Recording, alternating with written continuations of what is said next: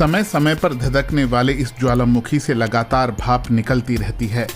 आज इंडोनेशिया के सुम्बावा द्वीप पर तांबूरा ज्वालामुखी यूं तो खामोश है, लेकिन 1815 में इसका विस्फोट इतना शक्तिशाली था कि 2000 किलोमीटर दूर तक ये सुनाई दिया।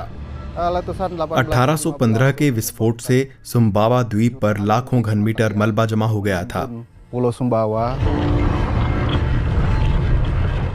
माना जाता है कि कुल मिलाकर 92,000 लोग मारे गए थे, 40,000 तो तत्काल मारे गए।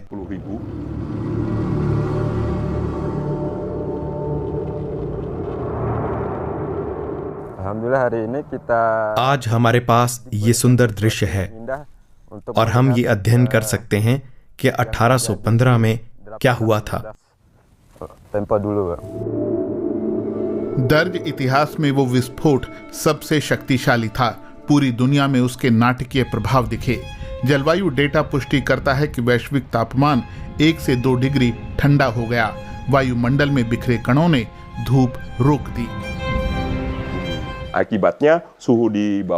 उन एरोसोल से पृथ्वी ठंडी पड़ गई, फसल बर्बाद हो गई, बहुत सारे पशुओं को पर्याप्त भोजन नहीं मिला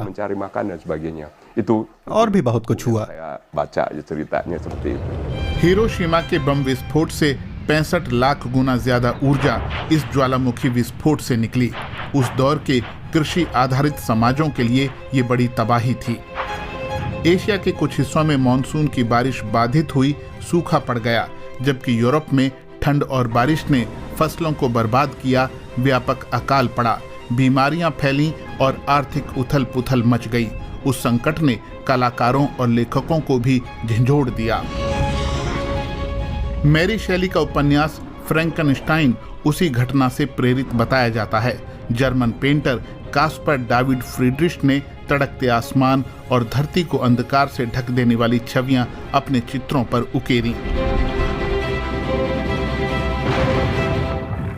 Indonesia Pacific ring of fire पर मौजूद है। सुम्बावा पर माउंट तांबोरा यहाँ के सैकड़ों सक्रिय ज्वालामुखियों में से एक है।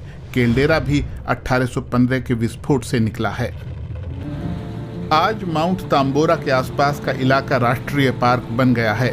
ज्वालामुखी के मुख तक पहुंचने में 2 दिन लगते हैं। इंडोनेशिया में बहुत से लोगों की ज्वालामुखियों से आध्यात्मिक मान्यताएं भी जुड़ी हैं। स्विस बॉटनिस्ट हाइनरिश सोलिंगर ने अपनी आंखों से वो सब देखा था। 1847 में वो तांबोरा पर चढ़े और depiction of the eruption of the year 1815 लिखा था। अपने पैम्फलेट में उन्होंने बताया कि स्थानीय लोगों ने उन्हें ज्वालामुखी पर चढ़ने से मना किया था।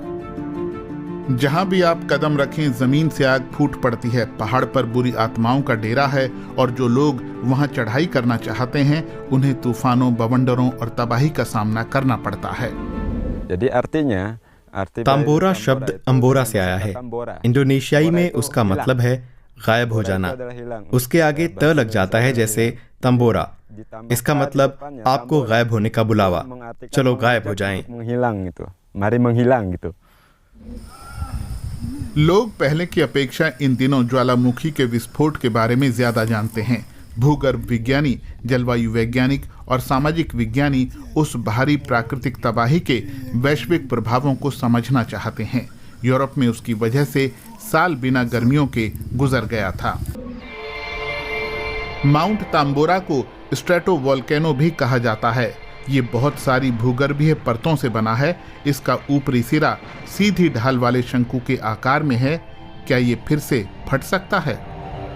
पिछले 20 साल से इस इलाके में भूकंप की बहुत सी गतिविधियां हो चुकी हैं। हल्के झटके महसूस किए जाते रहे हैं। इंडोनेशिया के 127 सक्रिय ज्वालामुखियों में से करीब 80% में ऑब्जर्वेटरी स्टेशन मौजूद हैं। एक ज्वालामुखी के लिए तो 3 स्टेशन हैं। हर स्टेशन में सिस्मोग्राफ और बाइनोकुलर हैं। वे हवा की दिशा और तापमान का पता लगाते हैं। फ्यूमारोल्स और सोल्फातरस के तापमान को मापने के लिए थर्मोकपल सेंसर भी लगे हैं। लेकिन 1815 के विस्फोट का असर इतना दूरगामी क्यों था? ज्वालामुखी फटने से वायुमंडल में स्ट्रेटोस्फेयर में राख, धूल और गैस निकलती है। उनसे सल्फेट एरोसोल्स बनते हैं, जिन्हें दुनिया भर में फैलाने में पृथ्वी का घूर्णन मदद करता है। 1847 में हाइनरिश सोलिंगर जब लौटकर आए तो उनकी वापसी को एक शुभ संकेत की तरह देखा गया। ये सोचा गया कि शाप हट गया है और बुरी आत्माएं काफूर हो गई हैं। उम्मीद की जाने लगी कि 1815 जैसी तबाही दोबारा फिर नहीं आएगी। चारों तरफ खुशी, उमंग और उत्सव का माहौल था। लेकिन 1967 में एक और विस्फोट हुआ। हालांकि वो काफ़ी छोटा था और उसका 1815 के विस्फोट जैसा कोई व्यापक भूमंडलीय प्रभाव नहीं पड़ा था।